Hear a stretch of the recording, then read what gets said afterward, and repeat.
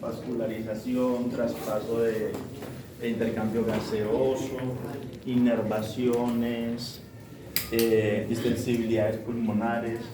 El sistema pulmonar tiene muchas fórmulas, no voy a poner tantas porque encontrar los datos no es tan sencillo, necesitamos equipos para poder encontrar los datos y poder especular las cosas. Entonces no nos vamos a romper la cabeza con eso, llenándolo de datos que no vamos a poder calcular, porque simplemente no tenemos los equipos para poder hacerlo. A eso necesita tener uno, cuando vamos a medir esto, necesita tener el ISTAT, que es para poder medir las presiones, los componentes de dióxido de carbono y oxígeno en sangre. Entonces, vamos simplemente a entender cómo es que funciona, cómo es que se respira, qué es la diferencia entre una respiración y una ventilación, qué diferencia tiene eso, qué importancia trae en el momento del trabajo, para de pronto usar bien el término respiración y ventilación, ¿sí? Para no equivocarnos en ello. ¿Cómo es que el aire llega a través de todo el sistema de conducción? No, vine a enseñármelo primero.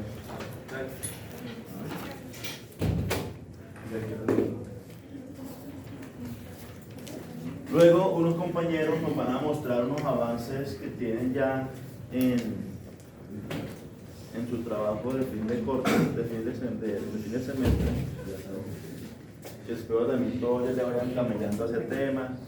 No vayan a esperar el último día para hacer las carreras, ¿sí? Porque pues no les va a funcionar muy bien la cosa. Entonces no sería bueno. ¿Qué saben, muchachos, del sistema respiratorio? ¿Qué tenemos conocimiento básico? ¿Qué tenemos de algo de él? ¿Qué tenemos? Escucho. La vía aérea superior y la vía aérea inferior. Bueno, que está dividido en dos porciones. Hay una división en vías aéreas altas y una división en vías aéreas bajas. ¿Qué más?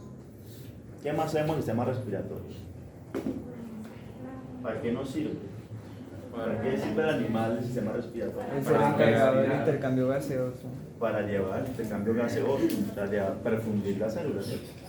¿Qué más haría? Es el excretor. Es un aparato excretor. Sí, perfecto. El sistema respiratorio también tiene una función excretora. Lo vimos el primer día de clase que vimos órganos excretores. Es un órgano excretor del animal. ¿Qué más algo? Señor. Es una pregunta. Pregunta. Vendría siendo los meatos nasal dorsal, meato nasal medio. ¿Los qué, perdón? Los meatos.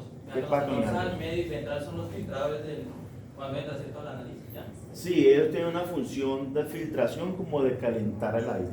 Sí, también. Sí, tiene una función de calentar el aire, tiene una función de filtrar aire, ¿sí? Porque pues, en el ambiente hay una gran cantidad de moléculas. Pues, toda esa filtración empieza desde la nariz, en los vellos que tenemos en la nariz. Estas velocidades empiezan a purificar el aire, que el aire que nos entra pues viene filtrado, ¿sí? Por una parte que tiene el sistema natural. Entonces, los animales también tienen su filtrado, también cuentan con sus meatos, sus dorsales medios y ventrales, o sus turbinas, que también llaman, y ingresan los cornetes y las conchas. Yo voy a traerle un hueso y salí corriendo esta mañana con los niños y para darle mostrar su estructura. Yo tengo un caballo, un esqueleto de un caballo. Están todos los meatos cerebrales, las coanas, todo cerebro. Bueno, ¿qué más sabemos de eso? Los que tienen una flora parietal y visceral. En su comportamiento, en su estructura anatómica del pulmón está recubierto por una pleura, que es parietal y viscerales extremadamente importantes en el proceso de la respiración, mejor dicho, de la ventilación, porque no es de respiración, de la ventilación. ¿Sí? ¿Qué más? ¿Qué más sabemos de este sistema respiratorio? ¿Qué más nos ocurre? Pues que va de la mano con el resto de sistemas. Sí, claro, porque pues, es un sistema de alimentación. ¿Sí? Si no hay respiración, celularmente morimos, ¿cierto? Porque es un sistema de alimentación para el cuerpo, el sistema respiratorio. ¿Qué más sabemos de él? Que es un saco. Un saco. Pues en realidad los pulmones son los alveolos los bronquiolos, pero entonces la bolsa es un saco que Como una recubre- bolsa. Ok, sí, tiene una bolsa, un saco que tiene un poder de extensibilidad, ¿sí? Que se puede expandir y se puede contraer. Eso Aparte es de una esto, bondad. el sistema respiratorio. Listo. ¿Qué más sabemos por acá? ¿Qué hablan del sistema? ¿Qué habla por ahí? Se va respiratorio por ahí. ¿Qué más se habla? ¿Qué más conoce el respiratorio? Ayuda con la termorregulación también, perfecto. El sistema respiratorio nos ayuda con la termorregulación. Y ayuda Sí. a la oxigenación de la sangre. Es el tema de oxigenación y el sacado de descarbonizar la sangre. ¿Sí? ¿Qué más? ¿Está compuesto por qué? Por bronquiolos, broncoalveolos. Bronquiolos, bronquios, alveolos, sacos alveolares, tráqueas, anillos traqueales. ¿Cierto? Como quien dijo.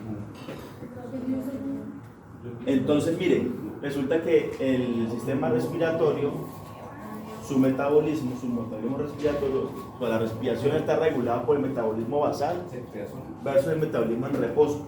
Miren, desde que dependiendo, aquí hay unas figuritas, dependiendo de la condición corporal de los animales, el metabolismo actúa sobre el sistema respiratorio. Entonces dice que el consumo de oxígeno es igual al dióxido de carbono, ¿sí? Y la relación del metabolismo basal con el reposo va en función al peso corporal metabólico de cada animal. ¿Qué quiere decir eso? Que metabólicamente hay animales que son más exigentes que otros, ¿sí? Por ejemplo, ahí tenemos la imagen de un ratón versus ese cerdo. Metabólicamente, ¿quién sería más exigente? ¿El ratón o el cerdo? El ratón. El ratón. El ratón, ¿por qué? Ratón. Porque este cerdo pues tiende a no hacer nada. Bueno, podría ser, pero va en relación de la masa. Y lo que estamos hablando, está bien el ratón. Vamos en masa. Ahí estamos hablando de masa.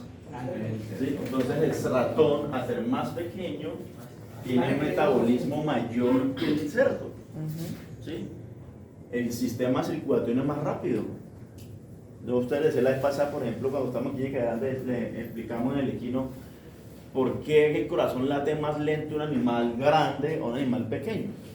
¿Sí? Un animal grande le late muy despacio, un animal pequeño late muy rápido.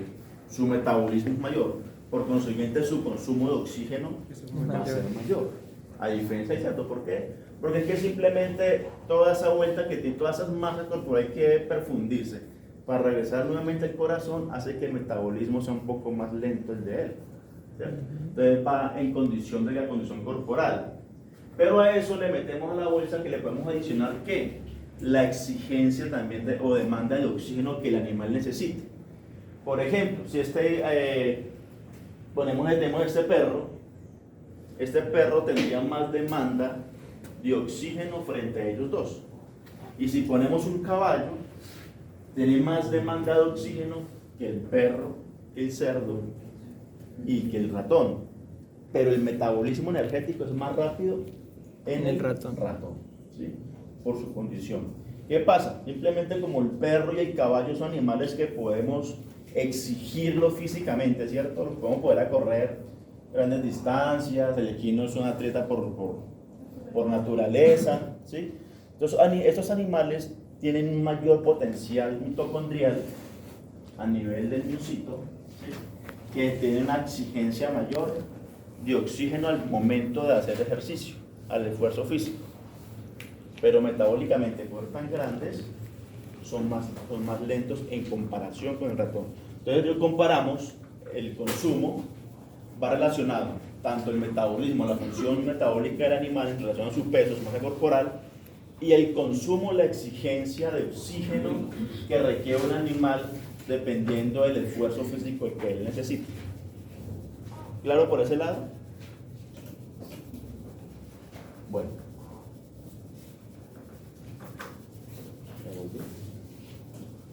Bien, entonces, ahora vamos a hablar de lo que decíamos de las partes del sistema respiratorio. El sistema respiratorio inicia ¿en dónde?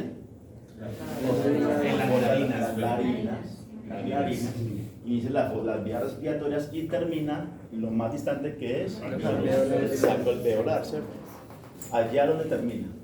Por tal motivo tiene gran importancia cuando se da el estudio de esto, pues tener en cuenta estos pasos o estas estructuras que van haciendo una resistencia del aire al ingresar a los pulmones, ¿sí?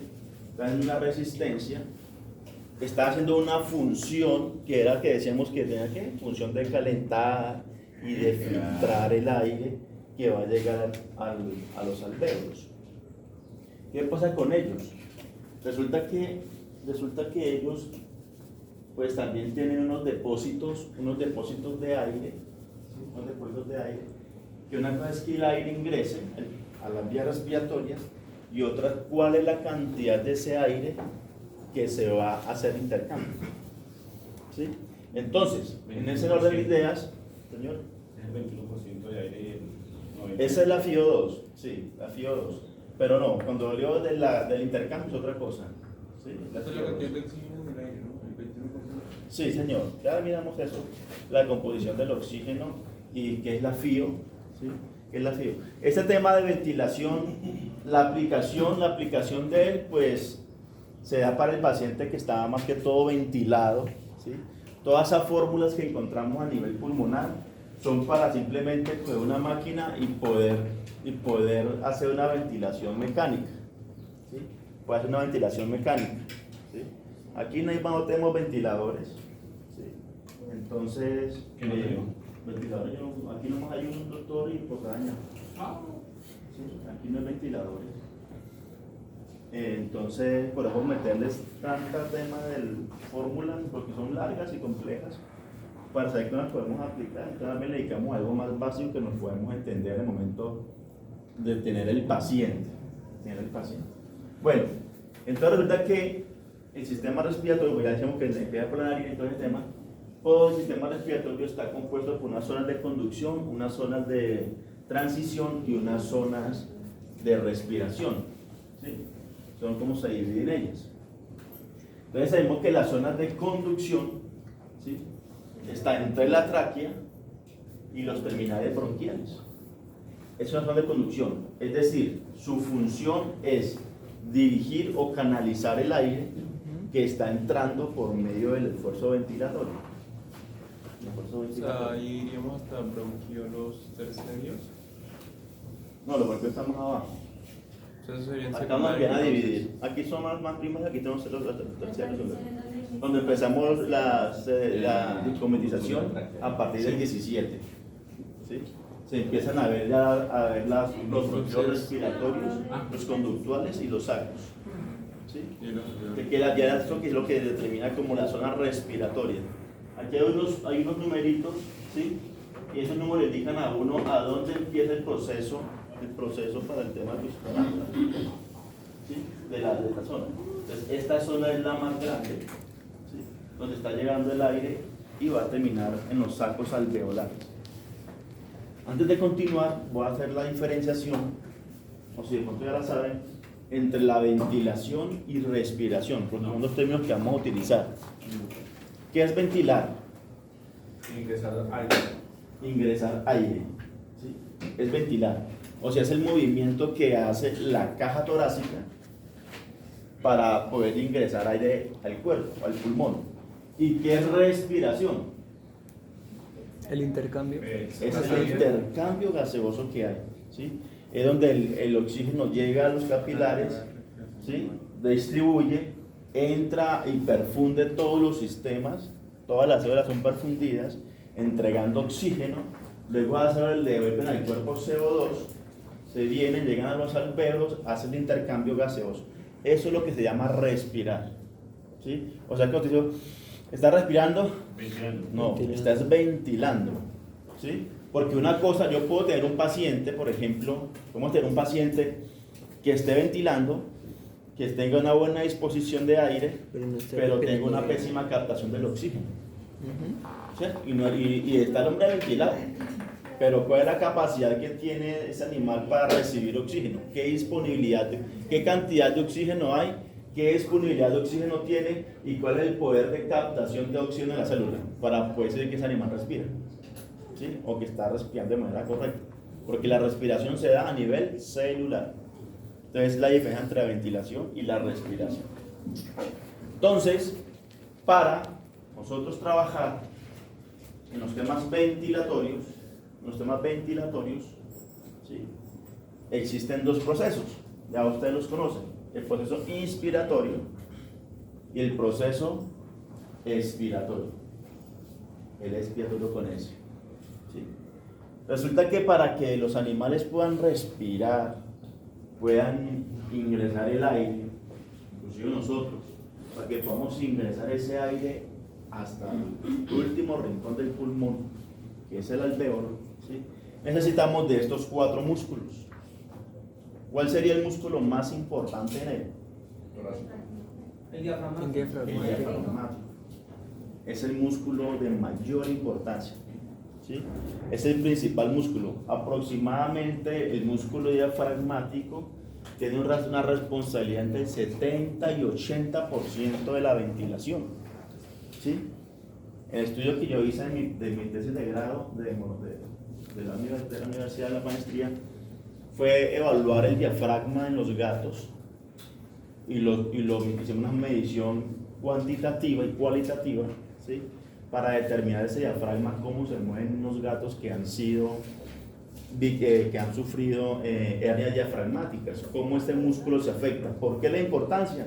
Porque es que ese músculo responde al 75-80% de la responsabilidad, ¿sí? Entonces, tan ser vital lo hace importante, cómo ese diafragma tiene la capacidad de distender, de contraer y de relajarse, ¿sí? A ellos se le anexan los músculos del torácico, el serrato dorsal y el intercostal externo.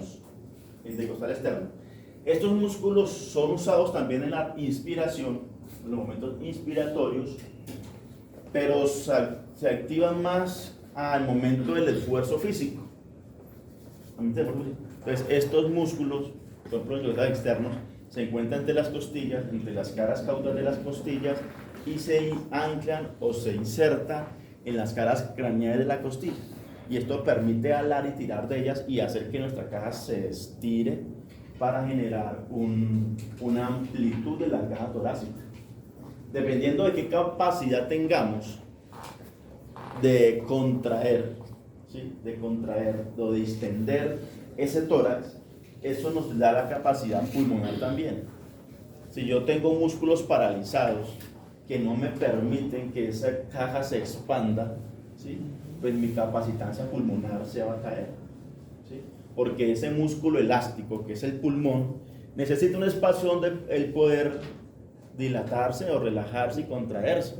Y si tengo una caja torácica que no me permite hacer eso, tengo un diafragma que no se mueve, tengo una parálisis diafragmática unilateral, ¿sí? O en los peores casos bilaterales, y a eso le suma una hernia, ¿sí? Entonces esos pacientes no tienen buena ventilación, se cae su saturación de oxígeno, diciéndole a ustedes que ese animal no tiene una respiración celular correcta. ¿Listo? Profe, Señor. sino que el profesor, bueno, es que hay 2 profesores, el de histología y el de patología, Sí. que yo les pregunté que por qué esto cuando uno rota o corre le da como el llamado vaso, ¿no? Sí. El profesor de patología me dijo que sí era por el vaso, que era porque se contraía y que Como una llegaba piedrita sangre. acá. Entonces, bueno, me dijo que era por eso. Y el profesor de histología me dijo que era porque el diafragma le faltaba. Patología. El de. No, el de histo. Me dijo que le faltaba el diafragma, creo que no me acuerdo muy bien, pero me dijo que era el diafragma. Que era que le faltaba espacio, bueno, algo así tipo me dijo, pero entonces no sé qué es. La sensibilidad. Pues a ver, ese tema que le dicen del vaso, pues sí es cierto, le llaman vaso porque es el vaso que sufre un proceso inflamatorio, pero también viene regulado porque es que miren muchachos que el vaso es un órgano que funciona muy bien con los temas ventilatorios, el vaso. Los pacientes que les es retirado su vaso, se les debe estudiar el diafragma. No lo hacemos en medicina veterinaria porque apenas estamos haciendo pinitos modestia aparte, el trabajo que estoy haciendo es el primer trabajo en el mundo que sale sobre lo que yo hice. En gatos jamás se ha investigado el diafragma, jamás se ha investigado la hernia diafragmática, ¿sí? Entonces, en esa orientación no hay casi investigación en los animales, porque en los humanos sí la hay, ¿sí? En los animales, apenas unos años atrás se empezó a hablar del movimiento diafragmático en perros y apenas encontramos, en el estudio que yo hice, apenas encontré 2 artículos en toda la historia, 2 artículos hablando directamente sobre el diafragma, de estos animales, evaluada por ecografía, ¿sí? Evaluada por ecografía. Entonces, sí señor, el vaso tiene una capacitancia ahí del movimiento del diafragma. Cuando el vaso se le inflama, el vaso es un órgano muy cercano al diafragma, hay una inflamación del vaso, ¿sí? Por ese exceso, por esa incapacidad que tiene de moverse sangre, ¿sí? Se limita el movimiento del músculo diafragmático. Ese músculo se imposibilita un poco. Entonces, los 2 órganos tienen que ver, los juntos les dan la verdad, sino que no lo unieron. ¿Sí? Juntos están en lo cierto, ¿sí? Pero no lo unieron. En humanos hay un estudio, cuando dice eso, hay un estudio donde evalúan de que el paciente que se le retira el vaso, hay una disminución en la ventilación del animal, del humano, de las personas. ¿Sí? Sí, el animal humano, sí, del animal humano. Entonces, hay un cambio ventilatorio que se evalúa cuando hacemos la ecografía y miramos las ondas de ventilación, de inspiración y expiración. Hay un cambio en esa medición. Entonces, fíjense que el vaso sí hace parte de la respiración. De hecho, los órganos abdominales participan del movimiento ventilatorio. Si nuestros órganos, si nuestro estómago, nuestro hígado, nuestro vaso, nuestro riñón, si ustedes miran, todos los órganos no están ahí fijos, amarrados, pues, todos tienen un movimiento, ¿cierto? Todos tienen un movimiento. Tenemos un peritoneo, tenemos un peristaltismo, todos esos órganos participan directamente con el proceso ventilatorio. Si yo inspiro, mi diafragma lo que hace es contraerse, ¿cierto? O sea, lo que hace es moverme los órganos abdominales hacia caudal, ¿cierto? Me los desplaza. Si mis órganos fueran rígidos y no permitieran que mi diafragma, ahora vamos a ver más adelante. O sea que todos tienen bóveda. Claro. Acá tenemos el diafragma. Tenemos las cifosis. Los pilares derechos y pilares izquierdos. Cuando empieza a respirar, eso que está así se empieza a aplanar. ¿Sí? El diafragma empieza a aplanarse. Por tal motivo, el estómago, el hígado, el vaso, los riñones, ¿sí? Tienen que también, inclusive los tubos digestivos, tienen que también ir acordes y permitir ese desplazamiento. Si estos órganos estuvieran acá fijos y no permitían ese desplazamiento, los procesos ventilatorios serían un poquito más complejos, ¿sí? Entonces, cuando nos quedamos cortos, empezamos a correr, empieza a chupar aire, ¿sí? Empiezan procesos inflamatorios, la circulación aumenta, hace que el vaso también esté trabajando porque por ahí circula más sangre en ese momento. ¿Sí? Recuerden que el vaso capta, circula más sangre, puede generar una inflamación fisiológica, ¿sí? Y hace que el diafragma ya no tenga esa capacitancia de contracción. Este es el vaso. Y le da a la izquierda. ¿Y por qué no el vaso le da acá? ¿Qué? El vaso izquierdo. Sí, Porque no está a la izquierda. Lo que pasa es que eso es presión, es aire. O sea, yo tengo un aumento de presión. Y entonces uno va a decir como una piedrita, no haciendo uno de chino. No, acá una piedra. Depende de una piedra. Me dio asa porque me estoy tocando el riñón. Es que meta la piedra para que rompa el vaso y no meta una piedra de chino.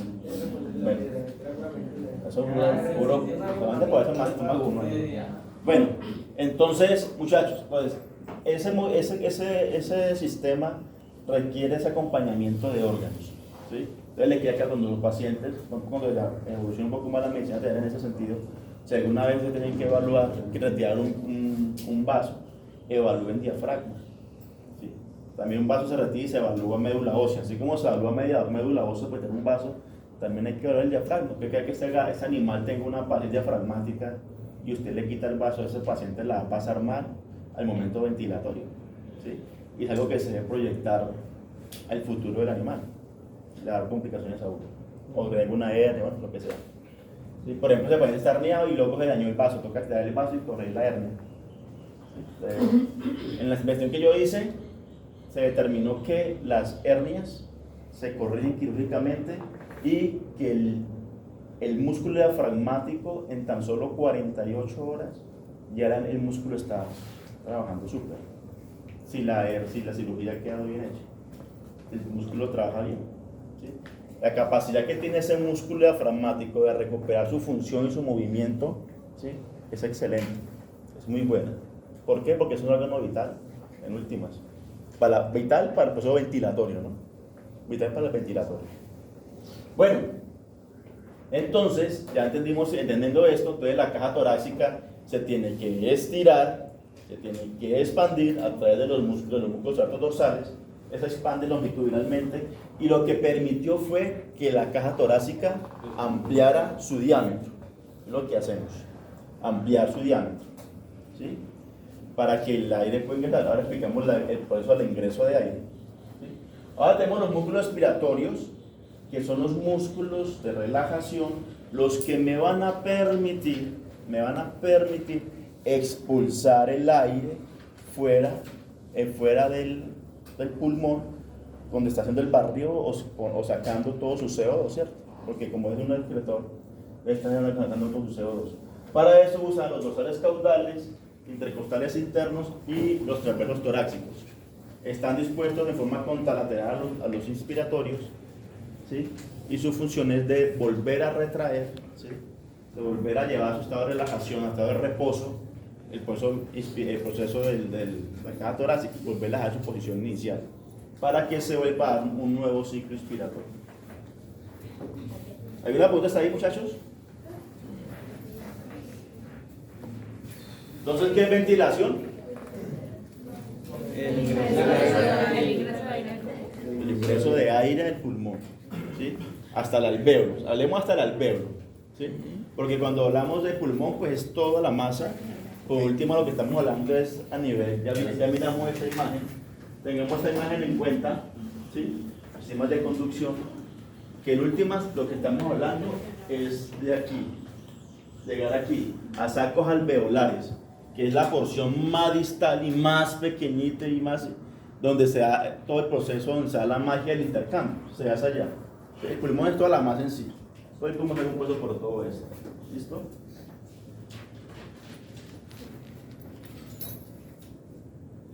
Entonces le venía explicando el proceso de la inspiración. Entonces aquí tenemos una imagen, un pulmón en reposo, ¿sí?, un pulmón en reposo, o sea, una ventilación relajada, no está forzada la respiración, ¿sí?, eso es normal. Y ahora vamos a ver cómo es el proceso inspiratorio.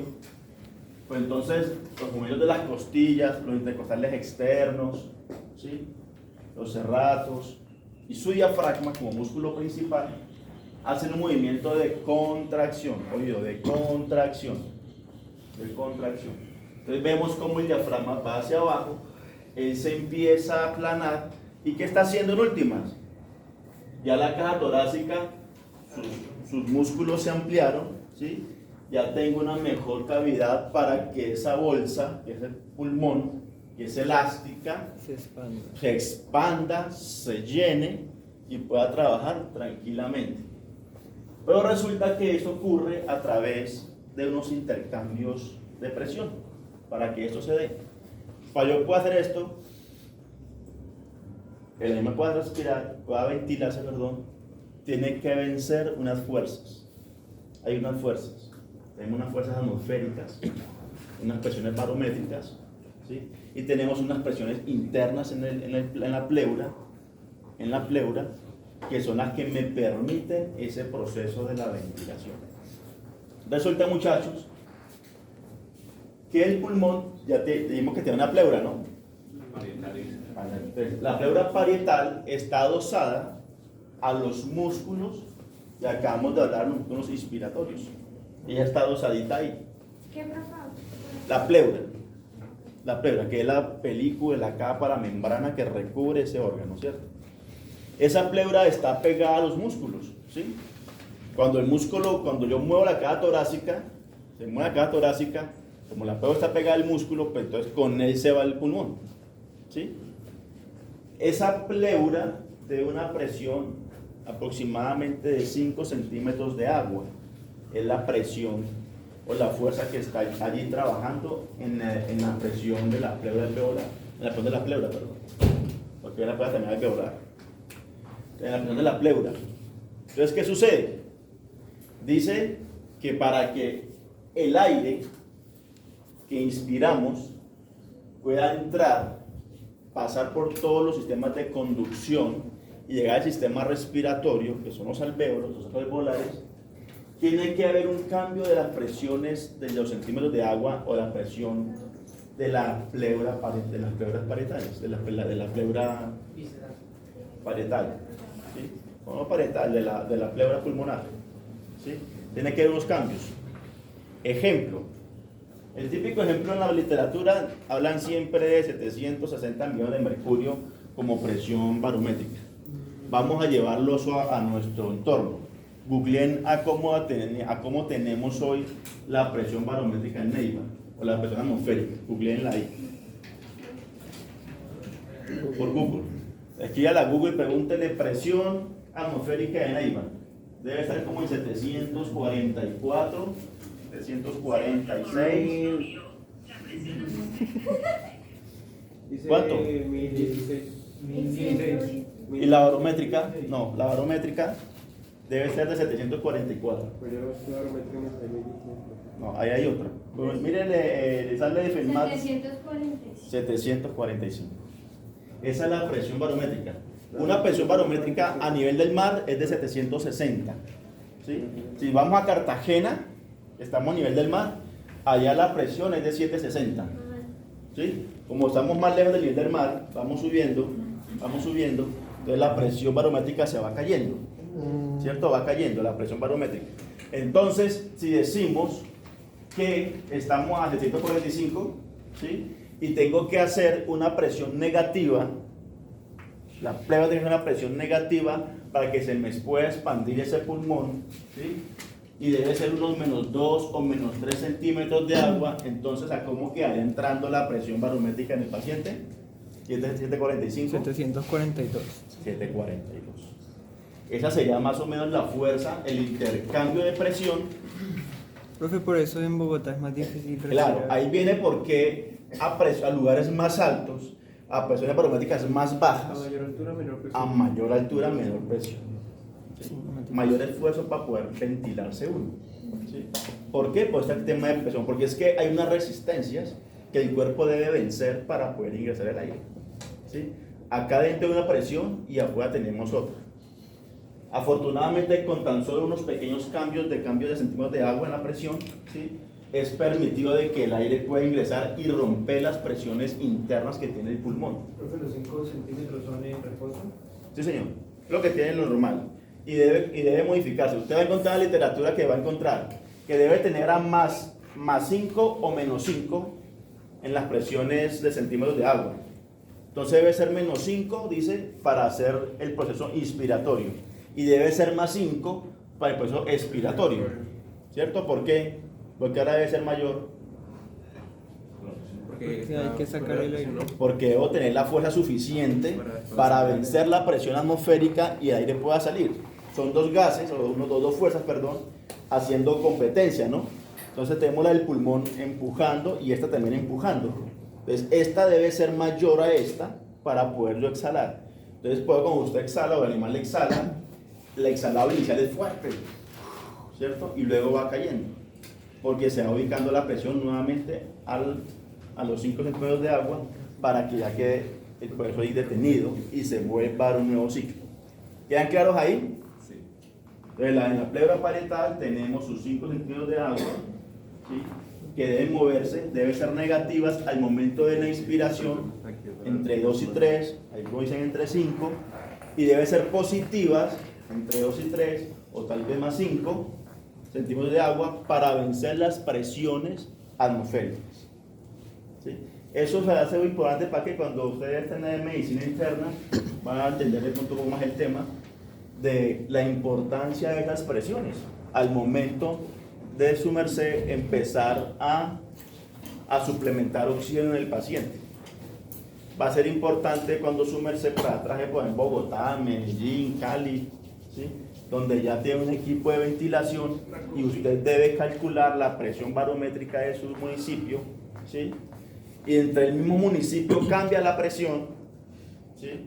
No es lo mismo estar aquí a que nos fuéramos allá a Las Brisas, ¿sí? Cambió la presión, nos fuimos un poquito más arriba y eso es importante en el momento de perfundir el pulmón. Entonces, eso es un juego interesante allá de presiones para poder perfundir el pulmón. Ahí empieza a mirar el PIB y todas las cosas. Bueno, entonces, claro que la pleura está adosada a los músculos. Cuando hace la parte mecánica de mover toda la caja, hago que ese pulmón se extienda, puede romper las presiones, ingresó, ahora va a ser la salida. De los músculos expiratorios empiezan a relajar la cavidad, empieza la pleura a volver nuevamente a su posición, ¿sí? Luego se hace una presión positiva nuevamente de 2 o 3,5 para vencer las presiones atmosféricas y poder sacar el aire que sale o poder excretar todo ese CO2 que necesitamos botar. ¿Quedaron por ahí? ¿Está enredado, no es cierto? Está fácil. Está suave, ¿no? Sí. Entonces, ¿ya qué pasa ahí? Pues el diafragma vuelve a su posición inicial, ¿sí? A hacer esa bóveda o esa cúpula diafragmática y vuelve a llevar el sistema de reposo. Recuerden que entre una respiración y la otra existirá siempre una pausa, ¿sí? Siempre existirá una pausa.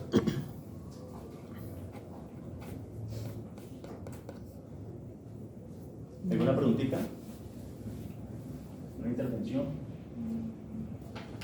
Bueno, aquí viene el tema de la distensibilidad o la capacitancia pulmonar. ¿Qué es esa vaina? ¿Qué es eso? La capacitancia pulmonar. Teniendo en cuenta lo que acabamos de hablar. La capacidad de ampliarse, de distenderse, de la capacidad que tiene de entrar aire, ¿sí? Esa capacidad que tiene. Recuerden que ese músculo liso es fibroso, tiene unas fibras elásticas, y se permite distender, ¿cierto? Entonces la capacitancia pulmonar, ¿sí? Es la que me va a permitir ampliar y permitir un llenado alveolar. Aquí hay una gráfica y dice, aquí hay un pulmón, que lo pueden hacer los grupos cuando van a hacer la demostración, lo que tenga respiratorio. La diferencia de un pulmón que es inflado con líquido, ejemplo de solución salina, ¿sí? Y un pulmón que es inflado con aire, ¿sí? Eso explicaría un tema del edema, ¿no? El paciente que es inflado con pulmón con un líquido, aquí le pusieron 1200 ml de solución salina y simplemente la presión transpulmonar no alcanzó los 10 centímetros de agua. Es decir, la capacitancia pulmonar se ha perdido. Esa capacidad de distenderse se ha perdido, ¿sí? Ahí explicaría el fenómeno como ustedes tienen ese paciente de edema. Entonces aquí ustedes recordarán esa clase. Tengo un paciente con edema pulmonar. Reemplacé aire por agua. Entonces cuando reemplacé aire por agua, o tiene el paciente con una fibrosis, o tiene el paciente con una neumonía, tiene un paciente con moco, tiene un paciente con estertores, usted automáticamente se refiere a esta clase y dice, uy, hijo de madre, la capacitancia pulmonar de ese paciente se me está afectando, ¿sí? Esa capacidad del pulmón, esa capacidad elástica del pulmón se perdió. mide la capacidad transpulmonar de presión que tiene cuando un pulmón está inflado o está lleno de agua. ¿Sí? Se empieza a perder esa capacidad de elasticidad que tiene. A diferencia cuando el animal, ¿sí? El pulmón es inflado con aire, podemos llegar casi a unos 25, 28 centímetros de agua de presión transpulmonar. ¿Sí? Entonces, es la forma correcta de inflar el pulmón. De ahí se derivan las patologías. Aquí hay una fórmula: volumen tibial, concentración. Esto para dar el volumen tibial hay que hacer una fórmula que sale de una prueba de sangre. Sale de una medición. Eso es de biofísica, ¿no? Sí, eso es una medición. Hay que medir el cuerpo, medir tallas, multiplicar y salir. Más o menos el volumen tibial de un perro está entre 10 y 15, 16, el volumen tibial de un perro. ¿Sí? Y en diferencia del animal, la talla, pues va cambiando su volumen tibial. ¿Sí? Entonces, para poder hallar. Ahora, ya fuimos bajando, ahora ya le vamos a llegar al alvéolo. ¿Sí? Vamos a hablar del alvéolo, el saco alveolar, donde ocurre la magia, donde ocurre la respiración celular, donde se da el intercambio de esos gases. ¿Sí? ¿Quién hace que esta vaina funcione? Entonces, ahí tenemos los llamados neumocitos. Los neumocitos, los tipo 1 y los tipo 2. ¿Cuál es el más importante ahí? Tipo 1. ¿El tipo 2 para qué sirve? Surfactante. Evitar la... Listo, entonces equivocó el tipo 2. El tipo 1 es surfactante. El tipo 2 es el surfactante. Sí. ¿Y el tipo 1 es El que realiza el intercambio. ¿El de qué, perdón? ¿El de qué, perdón? Sí, Él pero realiza el intercambio gaseoso. él se da por intercambio gaseoso, pero su función ¿cuál es aquí? Estructural. Y el tipo 2 no se puede convertir en El tipo 2 se puede convertir en tipo 1 cuando el tipo 1 se enferme, se dañe, se lesione. Él se puede transformar en él. ¿Sí? Resulta que los alvéolos hay así, y al lado de un tipo así hay un tipo así. O sea, al lado de un alvéolo grande hay un alvéolo pequeño. ¿Sí? Y ahí es donde empieza a actuar el surfactante. Para evitar la tensión superficial. Ve, pongo otra vaina acá. ¿Qué literatura es, profe? La consigue Kuhlmann o la consigue también Sacristán. Cualquiera de los dos. Bueno, aquí tengo una gráfica, pero es que hay que mostrar algo antes de eso que se. Bueno, es que me la adelanto, pero lo traigo un poquito ahí. Resulta que tenemos el alvéolo, ¿sí? El alvéolo está rodeado de unos capilares, ¿no? Y unos vasos, ¿sí? Una porción venosa, una porción arterial y un lecho que nos hace el intercambio entre vena y unos capilares que hacen entre vena y vena, en vena y arteria, ¿sí? Ahí están. Ellos están muy pegados, juntos, unidos al alvéolo. Es decir, por aquí estaría viajando, está dibujado, ¿no? Entonces, por aquí estaría viajando, ¿sí lo ven ahí verde? Por aquí estaría viajando lo que es el lecho capilar, ¿sí? La arteria, el vaso, ¿y qué más le faltaría al lecho capilar? Nervio. El lecho, ¿qué más le faltaría? El sistema, ¿quién drena? ¿Quién más drena? El linfático, ¿no? El linfático, también está ahí pegado, ¿no? Este linfático que está metido en todos lados, porque es que nos tiene que hacer ayudar con la regulación hídrica ya, ¿no? Nos tiene que sacar, evacuar. Y ahí sí que trabaja ese tipo, ¿sí? Un edema sí que trabaja ese tipo ya. Cuando ya le metemos la furosemida del paciente que tiene ya su problema respiratorio, o le ponemos, ya empieza a sacar, a retraer el agua, y el sistema linfático empieza a sacarlo para luego llevarlo ya a su. Entonces, tenemos unos lechos vasculares donde están viajando los glóbulos rojos con su hemoglobina, que después hablar de la hemoglobina. De la hemoglobina viene cargada con las moléculas. ¿Cuántas por hemoglobina? ¿Cuántas?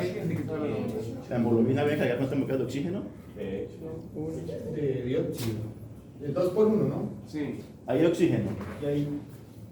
Eso es lo que devuelve, ¿no? Devuelve Pero ¿qué es lo que se oxígeno. lleva? Oxígeno. ¿Qué es lo que se lleva? Una molécula de oxígeno, ¿no? Sí, uno. Que se encuentra en el espacio Y el de grado de grupo dióxido. Evo. Pero ella se va a cargar con ¿cuántos?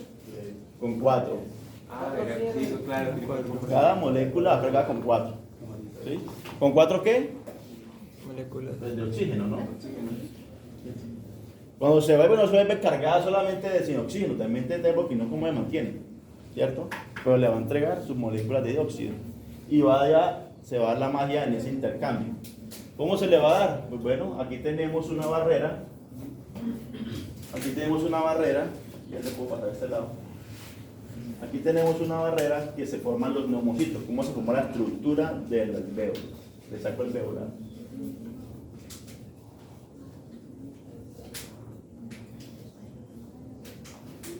Entonces aquí tenemos una capilaridad, que es el lecho vascular, ¿sí?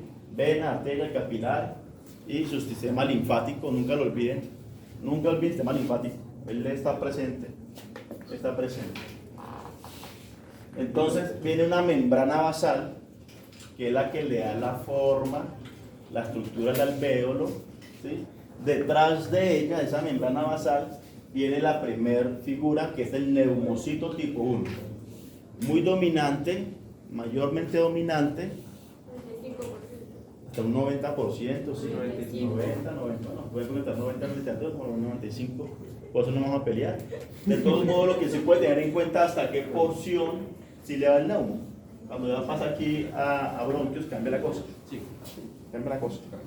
Entonces, pues bien, tenemos el neumocito tipo 1, que da ¿qué? Soporte, da soporte al alvéolo, y es donde ocurre el intercambio gaseoso a través de estas paredes, estos espacios, de un 0.05, otro en 0.6, ¿sí? 0.506 milímetros, ¿sí?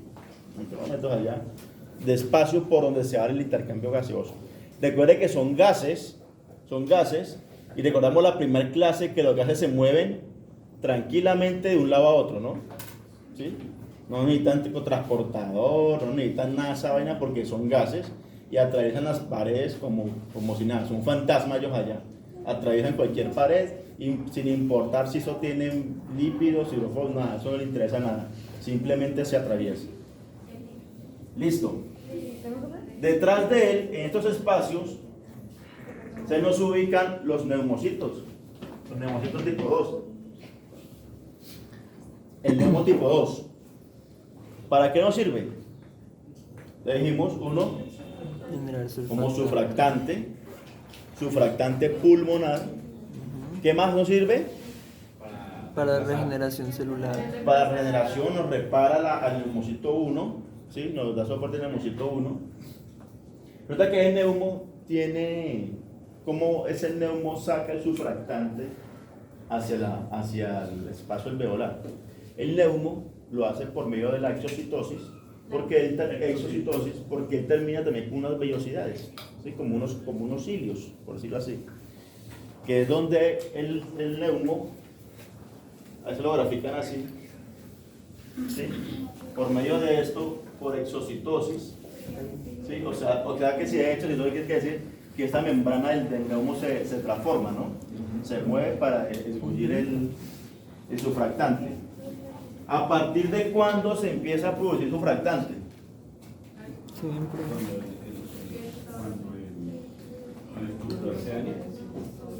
¿Desde cuándo el animal empieza a producir surfractante? Al nacer, profe. Desde nacer. Y llega un poquitico más antes de esa maduración. ¿Sí? Entonces, mírese, ustedes van a ver allá, cuando vean patrones de reproducción, bueno, cuando vean por ahí, van a ver, ¿han escuchado del estrés fetal? Sí. ¿Han escuchado el cortisol fetal? No, fue cortisol y fetal no. Bueno, hay un cortisol fetal. Cuando se ve en el proceso de parto, Las contracciones. cuando en el proceso de parto, empieza lo que se llama el estrés fetal, la contracción, el aumento del cortisol fetal. ¿Para qué sirve ese cortisol fetal? Para reemplazar la respiración. Para madurar el surfractante. El cortisol fetal ayuda a madurar a nivel pulmonar ayuda con la maduración del surfractante, ¿sí? Desde ahí inicia la maduración del surfractante, con el estrés al momento del nacimiento. Ese es el cortisol que se genera, va a permitir que ese surfractante empiece a madurar. Por lo menos alguien va a escuchar por allá, aunque me decía también, ya no hacemos, usted llega a un paciente que va para cesárea, una peta para cesárea, programada. Le escuchan medicina también, le escuchan medicina humana. Hagámosle maduración pulmonar al bebé que viene en camino, a los fetos. Hagámosle. ¿Y qué le ponen? Cortisol. ¿Usted qué pone allá? ¿Le han mandado a hacer eso? Pitocin. No. Van a hacer maduración. Van a hacer maduración. Ah, no, pitocin es de anestesia. No, el pitocin no es anestesia. ¿El pitocin? ¿Eso qué es lidocaína? Sí, la que me duele. Ah, no, pero es que estamos ¿El hablando de cortisol estrés. también viene sintético? Pues claro, ¿y quién es el cortisol? ¿Qué cortisol es un corticoide? ¿Alguien ve un corticoide? Sí, La prednisolona, la dexametasona, la prednisolona, son corticoides. ¿Cuál usamos? Tranquila. ¿Cuál usamos con frecuencia? La dexametasona, que son más cortas. ¿Sí? Entonces ponemos ese corticoide, empezamos a ayudar al estrés fetal, porque ya empezamos a sacar el corticoide. Ese corticoide me va a actuar al nivel del paciente, del bebé, del feto, ¿sí? Va a interactuar, va a generar más estrés, y ese estrés, el endógeno más el exógeno, me va a permitir la maduración fetal. ¿En qué se traduce eso? Cuando el doctor madura feto y va a cesárea, tiene una posibilidad de que ese animalito le respire más rápido a uno. ¿Sí? Respire más rápido a uno. Es lo que hacemos. Eso es lo que busca la maduración fetal, la maduración pulmonar, perdón. Profe, ¿esos medicamentos no sirven también para las alergias? Las corticoides tienen muchas aplicaciones, demasiadas. Porque es que mi perro le dio una alergia. Antiinflamatorios, antialérgicos, antihistamínicos, tienen muchas funciones. Solo la más que todo. Pues prednisolona, metilprednisolona, dexametasona, eso depende de su objetivo. Señora.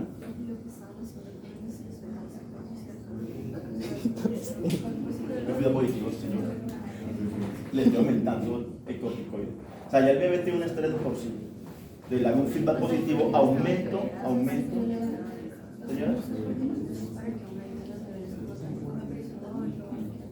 Sí, lo que pasa es que ahí, bueno, el medicamento tiene una función general para todos, pero lo que pasa es que en el momento en que lo estoy usando es el que me da la diferencia, ¿sí? Porque el cortisol, yo pongo una dexametasona a esa mamá gestante, va a hacer todos los efectos que tiene que hacer la dexametasona, desinflamar, ¿sí? En este caso estrés fetal, porque se va a adicionar el cortisol, ella hace todo, ¿sí? Sino que como busca un beneficio terapéutico de ese momento en el paciente, ¿sí? Que me va a permitir eso, ¿sí? Es por el momento del paciente, el momento en que está el paciente. Perfecto, entonces ya sabemos de dónde se madura el surfractante, ¿no? Sale desde allá, desde el embarazo, el momento del estrés fetal y que se da la maduración.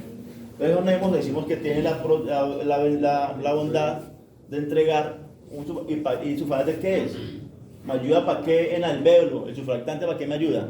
Para evitar la tensión superficial. Para la tensión, ¿cierto? La tensión alveolar. Porque mire si usted, se quedó feo, soy cierto. Para que no colapse. ¿Quién tiene más surfractante? ¿Este es tipo grande o este tipo pequeño? El grande. ¿Quién? El pequeño, claro. Porque es que el surfractante, él también tiene surfractante, ¿no? Pero está mayor concentrada en el pequeño, porque es que lo que está haciendo es evitar que este grandulo me lo aplaste. Claro. Ya hace más presión. Claro, este se está inflando. Como es más grande, recibe más capacidad de oxígeno, de aire. No oxígeno, de aire. Recibe más aire que él. Por tal motivo se va a inflar más. Entonces, si este tipo que está al lado, aparte que es más grande y recibe más, me va a aplastar, ¿cierto? Entonces, este me permite mantener la tensión y que ese alvéolo no se colapse. Cuando tenemos pérdida importante de surfractantes, tenemos lo que llaman las atelectasias, ¿sí? La atelectasia, que fue el colapso pulmonar, el colapso alveolar, donde es cuando ese alvéolo, el aire va a salir, va a hacer intercambio, él se va a perder su volumen, ¿cierto? Pues este surfractante que está trabajándole acá va a impedir que esta pared se una con esta, o sea, que se colapse el alvéolo. Ajá. ¿Sí? Y lo que no necesita este tipo, mire el diámetro. Aquí está la PTU, aquí está la fórmula para mirar esa tensión. A mayor radio, menor tensión. Entonces, mire este radio de este tipo de acá a este.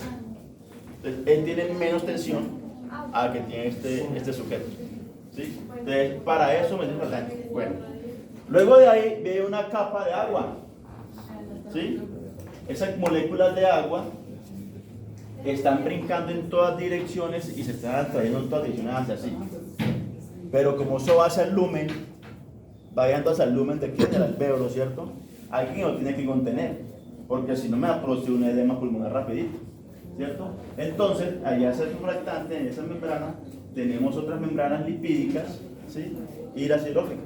Entonces, como el agua y el lípido no la van, entonces el lípido está en contacto con el agua, para que esa agua no vaya a salir hacia el exterior. ¿Sí? Entonces aquí usted podría explicar un fenómeno del edema pulmonar, qué es lo que pasó allá, la incapacidad que tuvo el sistema linfático, cuando ese surfractante se perdió, se pierden estas barreras, cuando el neumocito por alguna agresión bacteriana viene y lesiona el neumocito tipo 1, bueno, ya eso es parte de la fisiopatología. Pero lo que me interesa que tengan en su conocimiento es cómo está organizado, y esto es lo último que es aquí, pues un alvéolo, ¿no? Un alvéolo, ¿sí? Y entender cómo está él allá conformado, quién me está permitiendo que él no se me dañe y se me mantenga esa homeostasis, ¿sí? A nivel alvéolo. ¿Claro por ahí? Sí.